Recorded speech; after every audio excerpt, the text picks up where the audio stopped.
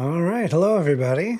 If you are looking for an overview of my most recent market update, you are in the right place. If you're looking to decide whether it's the right time to buy or sell, this will be super helpful to help you make the right decision for that.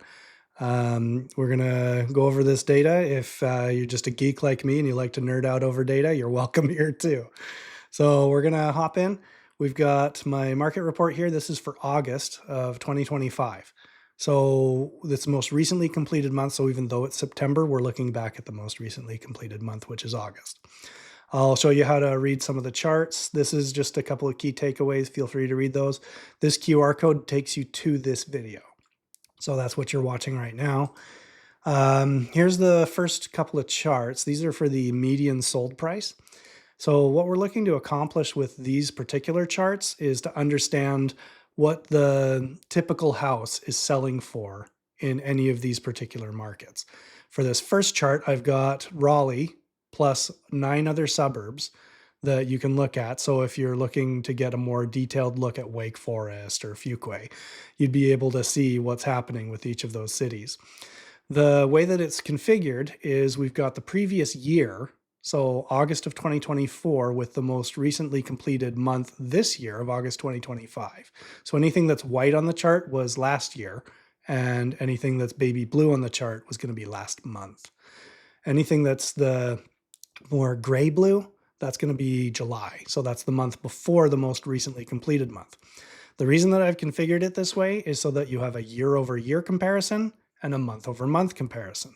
So you can look at any of these cities and be like, okay, Holly Springs, last year, the median sold price was a lot higher than the median sold price this year.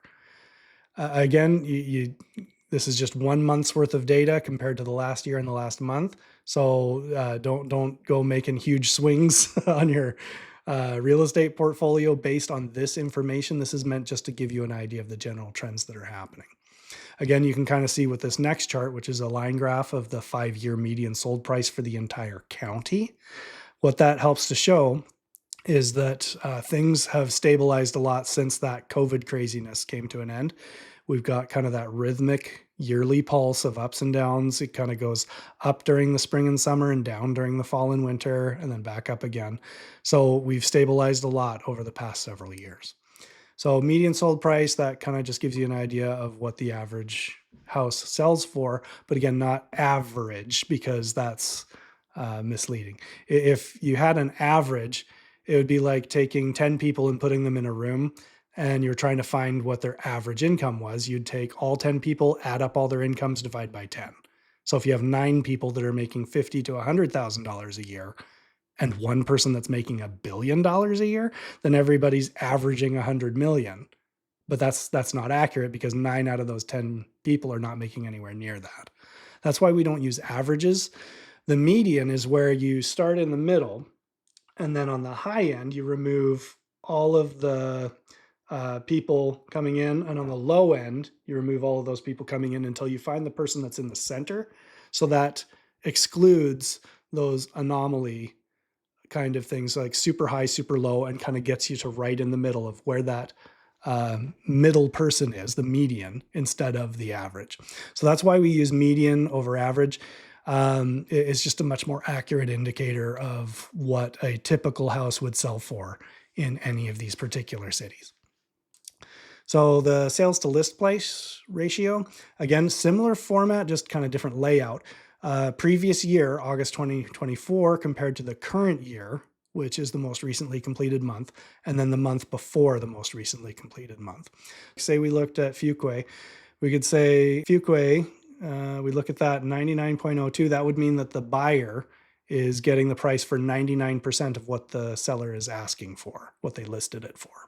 Then you look at the next year, or the previous month compared to this month, 101.79, that means 1.79 over asking price. So somebody's paying more for it, which means the seller is getting more than they asked. And then here it's dropped down more than a full percentage. So month over month, it's dropped a fair bit. That means it's slowing down.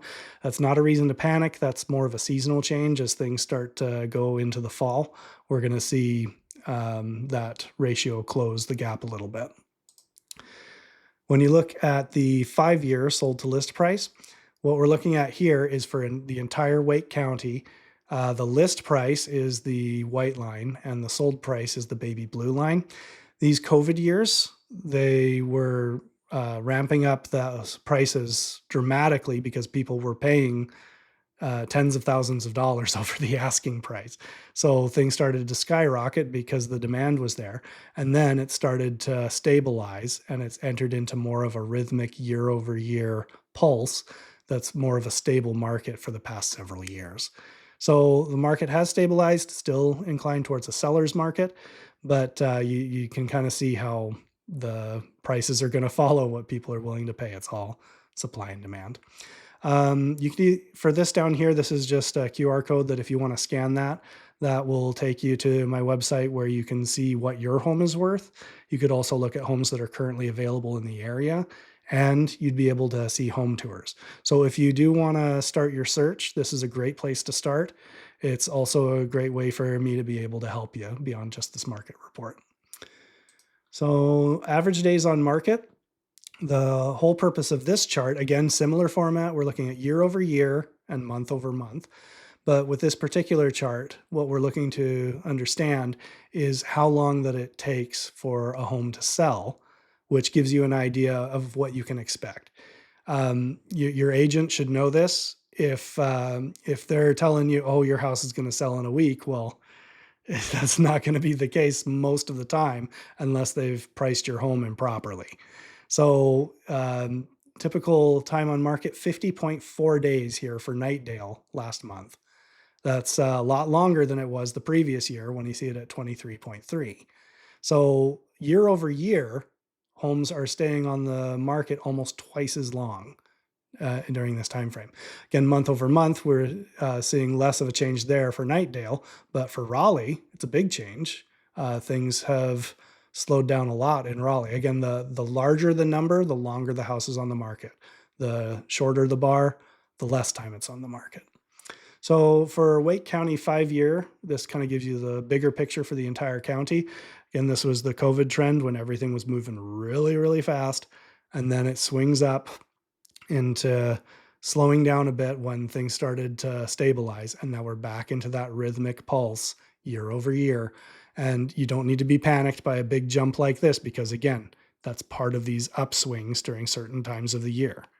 So totally anticipated, nothing super notable about that particular data point. For the months of inventory, this, again, similar format, year over year, month over month. And what we're looking at with this information is if we were to stop immediately adding houses to the market, this is how long we would have before we ran out of houses to sell. So let's just pick a city here, Clayton. Last year, if they'd stopped selling in August, they would have had 2.8 months before every house managed to get sold. This year, it's up to 3.1. That means that their inventory is starting to creep up. So the more inventory you have, the better that is for buyers because that gives them more options and there's more supply as opposed to the demand. So still very competitive market. If we're wanting to understand the industry standard, then 4 months to 6 months is a balanced market, according to most experts in the industry. We're still beneath that at 3.6. So it's still technically a seller's market, but again, we're gravitating upward, reaching more of a stable posture. So nothing too much to panic for sellers because it is still a seller's market. You're still going to hold on to that equity. Your home's still going to sell for most, if not more, or slightly less than what you're asking for. There's not going to be any huge swings up or down, but it is gravitating towards buyers, well, towards a stable market, which is good for buyers and sellers overall. But yeah, sellers are still in the stronger position at the moment. As far as active listings, what this does for us is and again, don't be panicked by Raleigh being so much higher because it's just so much bigger. All of these are suburbs, which means they have a fraction of the population.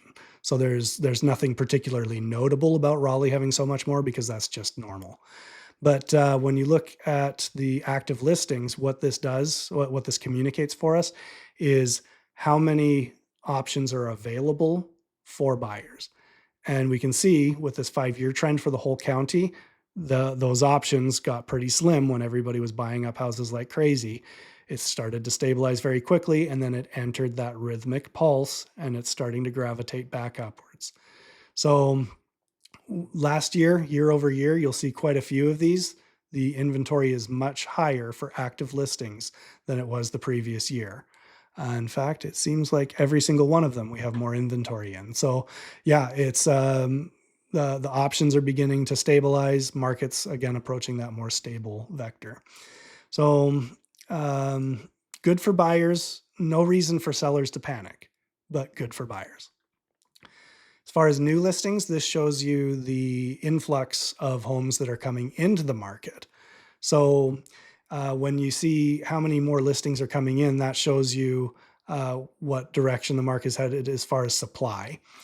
When we look at something like Raleigh here, we see that last year there were a lot more new listings in August than this year, but it's still very close, not too far off from each other. Um, Again, it kind of slows down going in towards the winter. That's why you'll see a lot of these where July was there were more new listings than August. That's again just part of this yearly trend where it spikes up, goes down, spikes up, goes down. There's no reason to panic over that. That's just the natural yearly seasonal trends. So inventory is increasing. We are getting back to a much more stable market, as mentioned from previous graphs. For the 12-year mortgage interest rates, what we glean from this, and again, this is going to be a little different than a lot of the other charts. Most of the other line charts that you've seen so far have been 5-year charts. This is only a 12-month chart. So I don't have the full 5 years. I could put that together, but what I really wanted to show you was how it's been very stable for most of the last year. If we were to have COVID in here, it would show rates down here in the 2s and 3s. My wife and I, when we sold our house in Colorado, we had a 2.85% interest rate. And that was a very difficult decision to let that go. But it was the right decision for us. And we're glad that we are where we are now. So, we're going to be looking ourselves at buying a home in the next year. So what that means for us is we have to consider, are we going to wait for rates to change? Because they may not. They seem to have stabilized a lot over the past year. And we're not seeing a bunch of swings up and down. And I think that if you're trying to make long-term plans just based on the interest rate, you might be holding your future hostage by doing so, because you've got a very stable trend. This may be the new normal. Sometimes you have to just do what's right for you and for your family. If you're running out of bedrooms, like maybe your family's increasing in size, you might need a new place. And life is just dictating that, hey, you're going to have to either move or you're going to be pretty cramped. So you can't be held hostage by these interest rates. You may not ever see them go back down to where they were. They might stay here for a long time. They might go up. They might go down. You just don't know. So don't get too um, held up by these interest rates. So anyway, that is the interest rates. So that sums up the whole report. The general takeaways: you've got much more stable market. It's again gravitating towards that stability. Buyers are going to have better options that are more of a typical market in the near future. And while sellers, while it is gravitating towards the buyer's market, sellers don't need to panic. Their values are going to hold because again, that supply is still low. So the demand is still there, but again, it's slowly creeping back up to that stability. So got a few more insights here for city specific things. These are kind of the standout things that kind of show which cities are in which different phases, like if it's a slowing market, balanced market. And if you do want to see some more specifics about this data, I can do up something special just for you. If you want to see certain trends in a specific zip code or city, I can look that up for you. I'm happy to do it. It's literally my job. I'm here to help you with your real estate goals.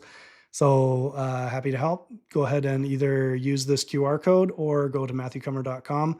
You'll be able to schedule an appointment with me, and I'll be happy to walk through that with you and help you understand the market better. So have another market report for you a month from now, and that'll be to review September's data. And if you see anything in this report that you would like to either have in a different format or information that you didn't see in this report that you would like to see, go ahead and leave a comment and I will consider putting that in, because this report is for you. It's not for me. So yeah, I have access to all this data. I can just look at it in the MLS. But if there's something that would help you to understand this data better, or to um, something that I don't have included in here that you would like to have included, I would like to know that. So please let me know. Otherwise, do subscribe to the channel, because you'll be able to see this every month as it pops up, and you'll be able to see the other home tours and lifestyle stuff that I'm doing. So thank you for supporting my channel. If you're ready to start talking about your real estate goals, if you've got some plans in the next year or two, let me know and I'll help you start working towards those plans and developing a solid strategy to make sure that you're thoughtfully navigating your real estate goals. I'm Matthew Cummer. All the best, and we'll have some more content for you every week. See you later.